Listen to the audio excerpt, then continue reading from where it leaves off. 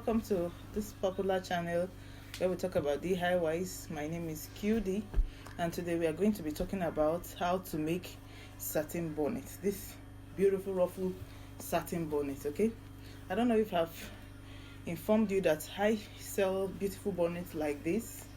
We have them various types and various colors. You can turn them either ways. Okay, we have the beautiful ones for children, we have the Ankara bonnets, and so on and so forth. So but for today we are going to quickly go into the video on how to make this beautiful ruffled bonnet.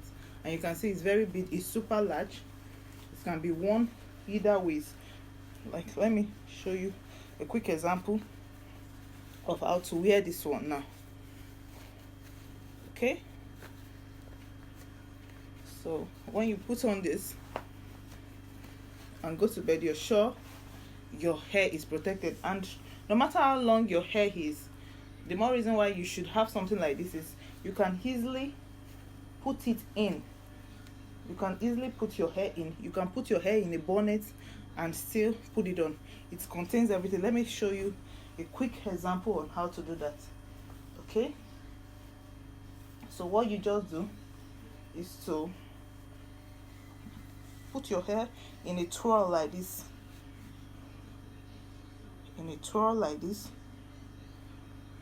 and when you have a big bonnet like this, you can turn it this way. You can serve dual purpose. You can turn it this way or the other way. Okay, but we're going to be using this side. So you put your hair, you wear it, and voila, everything is in heat. So you can see it's looking whole. You can style it whichever way you want. You can see everything is covered up. Okay, so let's go into the video now. Okay guys, so the first step in making a satin bonnet is to get your material ready. So the material I'll be using here is the satin. So I'm going to use two shades of the satin. That is the navy blue and the pink, that's baby pink. So then again, we're going to be taking measurements. From the video you can see I was actually measuring the shiny part. Okay, one thing you want to take note of while doing this is that you make sure that when you're about taking your measurements, you're doing it on the front part, that's the shiny part, because when you're going to stitch, we're actually going to turn the material over. I will be showing you a paper illustration so that you can understand what this means. From the video you'll be able to understand one or two things as well. So here I took my measurement, then after that I now started I joining it together so that it will just be a straight curve.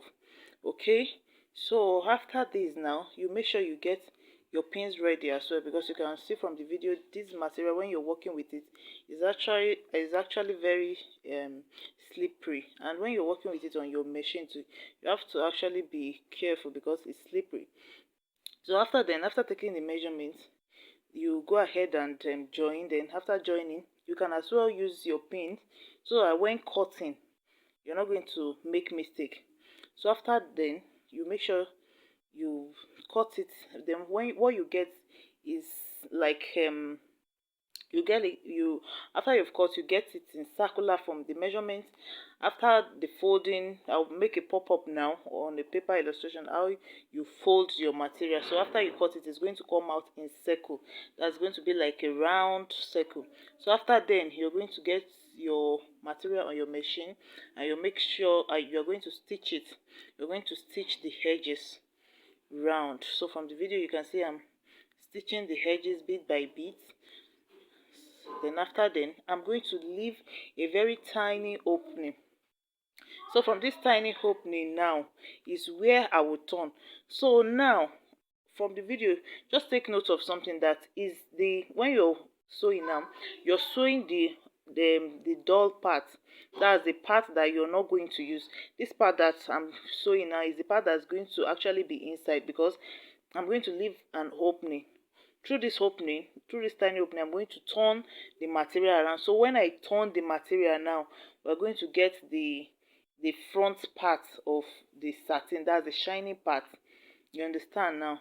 So after that, after getting the shiny part out now, you're going to go and iron it.